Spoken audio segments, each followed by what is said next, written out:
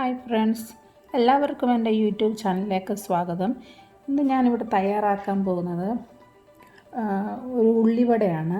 ചായക്കടയിലൊക്കെ കിട്ടുന്ന അതുപോലെയുള്ള നല്ല ഒരു ഉള്ളിവട. നമുക്ക് നോക്കാം അതെങ്ങനെയാണ് തയ്യാറാക്കുന്നതെന്ന്. അതിലേക്ക് ആവശ്യമായ സാധനങ്ങൾ ഞാനിവിടെ 2 കപ്പ് മൈദ എടുത്ത് വെച്ചിട്ടുണ്ട്. ഒരു 3 സവോള എടുത്ത് നീളത്തിൽ ചെറുതായി കട്ട് ചെയ്ത് വെച്ചിട്ടുണ്ട്. പിന്നെ അതിലേക്ക് ആവശ്യമായത് പച്ചമുളക്, ഇഞ്ചി, കരിയാപ്പില. പച്ചമുളക് ഞാൻ ചെറുതായി അരിഞ്ഞ് വെച്ചിട്ടുണ്ട്, ഇഞ്ചി ചെറുതായി അരിഞ്ഞത്, കറിവേപ്പില. പിന്നെ അതിലേക്ക് ആവശ്യമായ സാധനങ്ങൾ ബേക്കിംഗ് പൗഡർ 2 ടീസ്പൂൺ, ഉപ്പ്, പിന്നെ ആവശ്യമായ എണ്ണ. നമുക്ക് നോക്കാം ഈ ഉള്ളിവട എങ്ങനെയാണ് തയ്യാറാക്കി എടുക്കുന്നതെന്ന്. ഇതിലേക്ക് ഞാൻ ചെയ്യാൻ പോകുന്നത് ഇഞ്ചി, പച്ചമുളക്,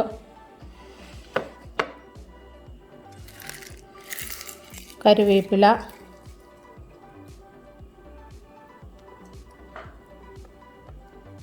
ഉപ്പ്,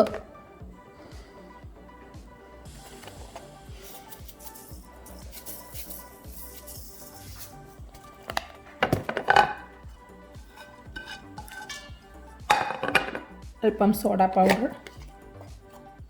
ഇതെല്ലാം കൂടി നന്നായി ഒന്ന് ഇളക്കി യോജിപ്പിക്കാം. ഇനി ഇതിലേക്ക് നമുക്ക് ഈ മൈദാപ്പൊടി കൂടെ ആഡ് ചെയ്ത് കൊടുക്കാം. എന്നിട്ട് നമുക്ക് അതിലേക്ക് അല്പം വെള്ളം കൂടി ചേർത്ത് കൊടുക്കാം. അല്പമായി വെള്ളം ഒഴിച്ച് കൊടുക്കാം.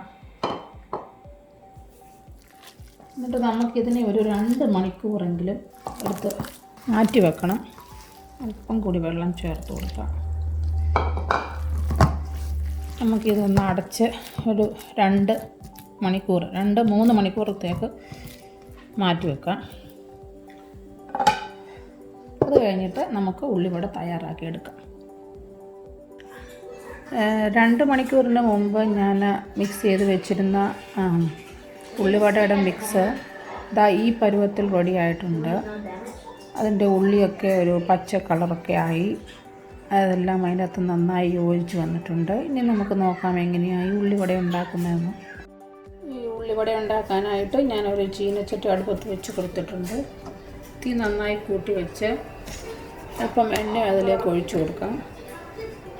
എന്നിട്ട് ഈ എണ്ണ ഒന്ന് നന്നായി ചൂടായി കഴിയുമ്പോൾ അതിലേക്ക് നമ്മൾ മിക്സ് ചെയ്ത് വെച്ചിരിക്കുന്ന ഉള്ളിവടയുടെ മിക്സ് ഒരു റോളായിട്ട് നമുക്കെടുത്ത് അതിലേക്ക് ഇട്ട് കൊടുക്കാം. ഈ ഉള്ളിവടയുടെ മിക്സ് നമ്മൾ എണ്ണയ്ക്കകത്ത് ഇടുന്നതിന് മുമ്പ് നന്നായി ഒന്ന് മിക്സ് ചെയ്ത് ഇത് കണ്ടോ, ഈ പരുവത്തിലായി. വെള്ളം അല്പം കുറവാണെങ്കിൽ ഈ സമയത്ത് അതിൻ്റെ മേലിൽ അല്പം വെള്ളം കൂടി ഇങ്ങനെ തളിച്ച് ഒന്നും കൂടി മിക്സ് ചെയ്ത് കൊടുക്കാം. എന്നിട്ട് ഇത് എണ്ണയിലേക്ക് ഇടുന്ന സമയത്ത് നമുക്ക് നമ്മുടെ കയ്യിലേക്ക് അല്പം വെള്ളം പരട്ടി കൊടുക്കാം, അല്ലെങ്കിൽ കയ്യിൽ പറ്റി പിടിച്ചിരിക്കും.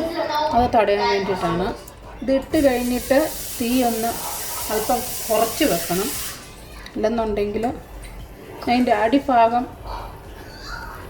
ഒക്കെ മുരിഞ്ഞിരിക്കുന്നത് പോലെ തോന്നും, പക്ഷേ ആകം വേഗത്തില്ല. അതുകൊണ്ടാണ് അങ്ങനെ ചെയ്യാൻ പറയുന്നത്. ഞാൻ കയ്യിലേക്ക് അല്പം വെള്ളം പരട്ടി കൊടുത്തു.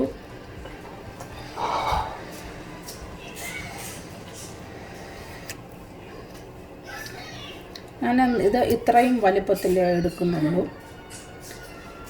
നമുക്കിതിൻ്റെ നടുക്കൊരു കിഴുത്ത് ഇട്ട് കൊടുക്കാം. എന്നിട്ട് ചെറുതായി ഇതിൽ എണ്ണയിലേക്ക് ഇട്ട് കൊടുക്കാം.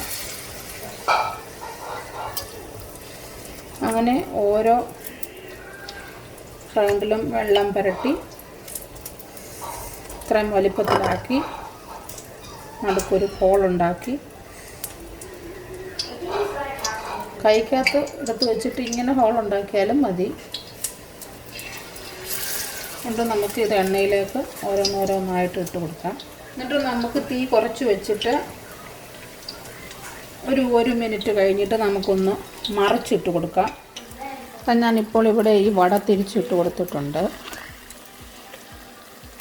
അങ്ങനെ ഇത് നന്നായി ഫ്രൈ ആകുന്നിടം വരെ നമുക്ക് തിരിച്ചിട്ട് കൊടുക്കാം. അങ്ങനെ എല്ലാ വടകളും നമുക്ക് ചുട്ടെടുക്കാം. അങ്ങനെ നമ്മുടെ ഉള്ളിവട ഇവിടെ റെഡി ആയിട്ടുണ്ട്. ഞാൻ ഒരെണ്ണം എടുത്തുനിന്ന് കഴിച്ച് നോക്കട്ടെ.